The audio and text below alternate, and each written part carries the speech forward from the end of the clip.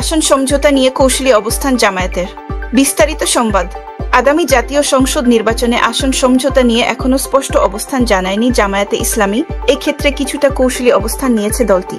ইসলামী আন্দোলন সহ সমমনা 7টি দলকে নিয়ে 5 দফা দাবিতে অভিন্ন কর্মসূচির মধ্য দিয়ে সরকারের উপর এক ধরনের চাপ বজায় রেখে নির্বাচনী কৌশল সাজাচ্ছে। পাশাপাশি এক আসনে এক প্রার্থী এই নীতিকে ভিত্তি করে দলগুলো আসন ভিত্তিক জরিপ চালাচ্ছে। জরিপের ফলাফলের ভিত্তিতে প্রার্থী চূড়ান্ত করা হবে।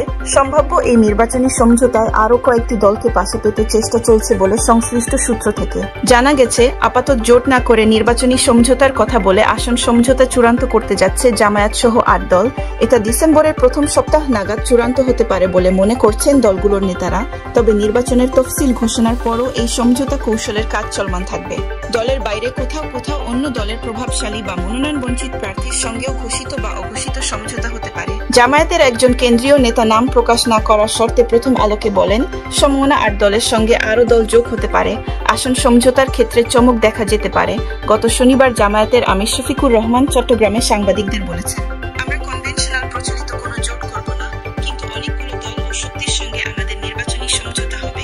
তবে আর কোন দলের সঙ্গে সমঝোতার চেষ্টা বা আলাপ চলছে সেটা এখন প্রকাশ করতে চাইছে না জামায়াতে ইসলামী। তবে সমমনা কয়েকটি দলের উচ্চ পর্যায়ের কয়েকজন নেতার সঙ্গে কথা বলে জানা গেছে, নির্বাচনী আসন সমঝোতায় জামায়াত সহ 8 দল জাতীয় নাগরিক পার্টি এনসিপি, আমার বাংলাদেশ পার্টি এবি পার্টি ও গণ অধিকার পরিষদকেও পাশে পেতে চায়। তাদের কারো সঙ্গে অনানুষ্ঠানিক আলোচনা বা যোগাযোগ হচ্ছে। সংশ্লিষ্ট অপর রাজনৈতিক একটি সূত্র জানায়, এবি পার্টি, এনসিপি, গণ অধিকার ও আপ বাংলাদেশ মিলে নির্বাচনী জোট বা সমঝোতার সম্ভাব্যতা নিয়ে একটা রাজনৈতিক প্রচেষ্টা চলছে।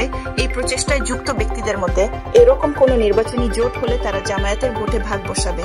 সে কারণে জামায়াত এই দলগুলোকে নির্বাচনী সমঝোতায় পাশে পেতে চায়।